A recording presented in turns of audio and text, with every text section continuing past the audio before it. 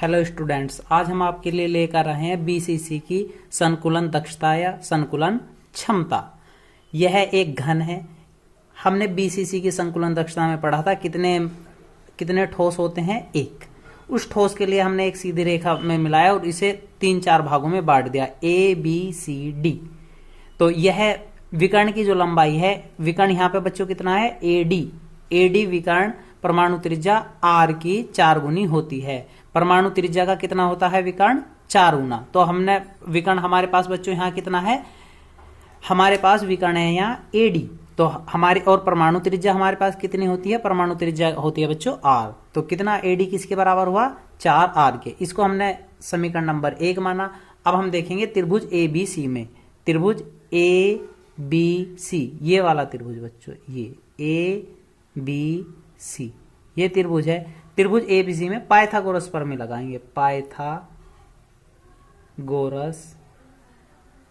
परिमेय से, पाइथागोरस परिमेय से।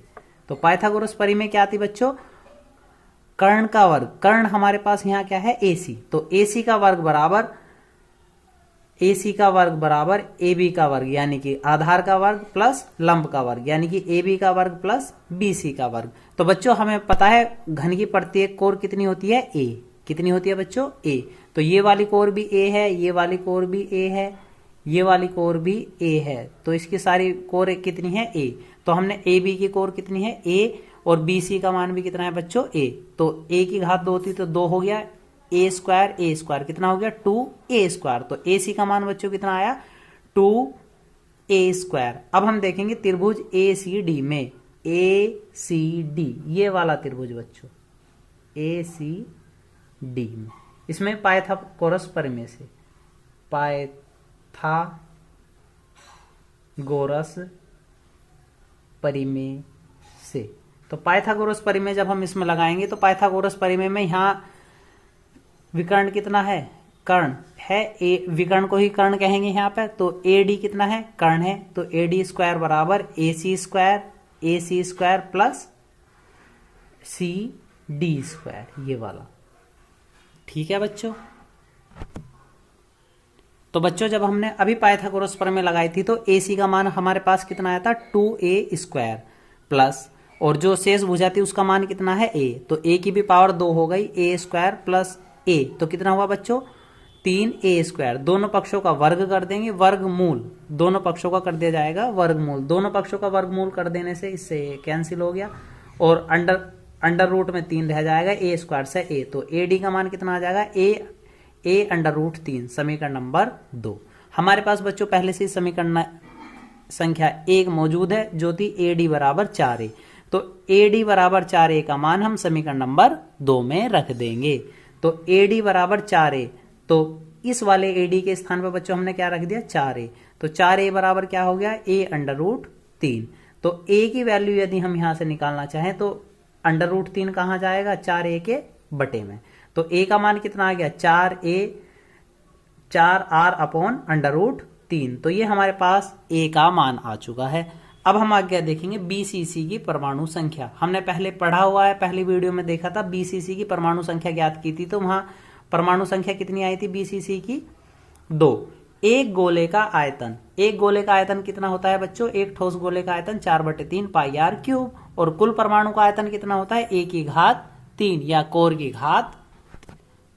तो बच्चों अब हम देखेंगे संकुलन दक्षता या संकुलन क्षमता क्या होता है, एक परमाणु का आयतन बटे कुल परमाणु का आयतन गुणा 100। तो अब की बार हमारे पास कितने परमाणुओं की संख्या थी, 2 गुना एक ठोस का आयतन कितना था, 4/3 πr³। और परमाणु का कुल आयतन कितना था, A की घात 3 गुणा 100। अब देखो अभी अभी हमने यहाँ पे ऊपर लिया था, A का मान कितना ज्ञात करा था, 4r/√3। तो हमने A का मान यहाँ पे रख दिया, 4r/√3 की पावर कितनी हो जाएगी बच्चों, 3। और इसकी गुना कर ली, 4 दूनी 8, और ये 3 बटे में था तो नीचे चला जाएगा। तो बच्चों जब हम उसकी घात 3 को हल करेंगे तो r की 3, और जब हम ये देखिए यहां पे हल कर रहे हैं, √3 की घात 3 है। तो इसका मतलब क्या है, √3 गुना √3 गुना √3। √3 3 की गुना कितनी हो जाएगी बच्चों, 3 √3। 3।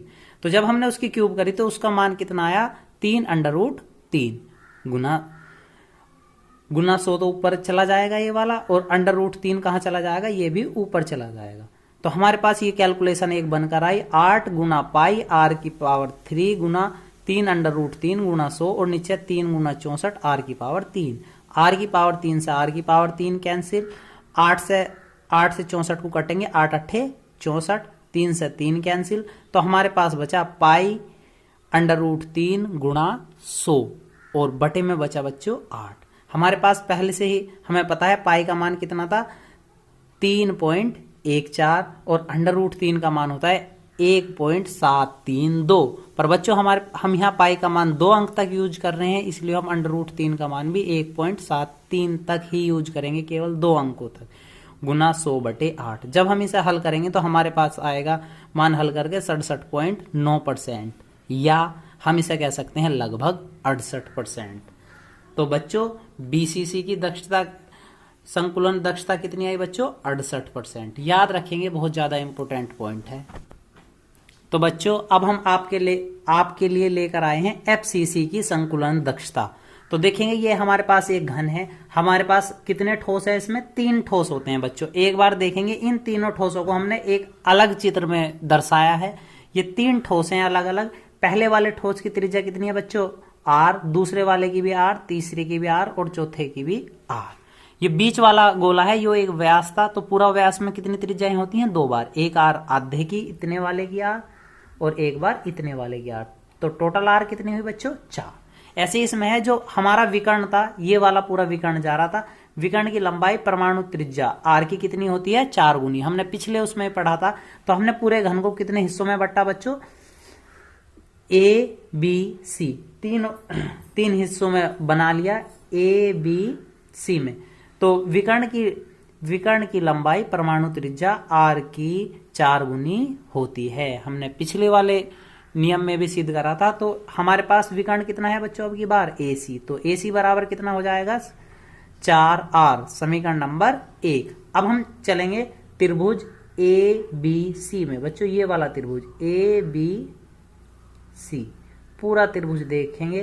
त्रिभुज ABC में अब हम पाइथागोरस प्रमेय लगाएंगे। तो पाइथागोरस प्रमेय क्या है, कर्ण का वर्ग, कर्ण का वर्ग कितना है AC, कर्ण का वर्ग बराबर आधार का वर्ग प्लस लंब का वर्ग, तो AB² प्लस BC²। हमने यहाँ पे पाइथागोरस प्रमेय लगाया।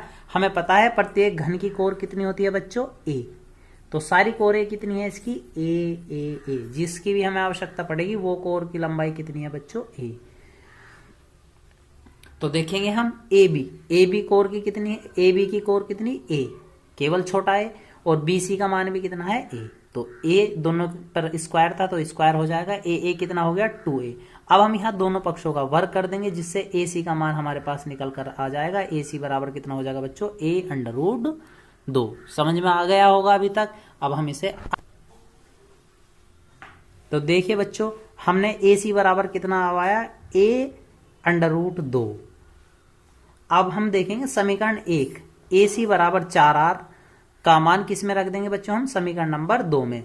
तो 4r बराबर A√2। यहां से यदि हम A की वैल्यू काटनी है तो √2 कहां जाएगा अपोन में, तो A बराबर कितना आया बच्चों 4r बटे √2। तो हमारे पास A की वैल्यू आ गई।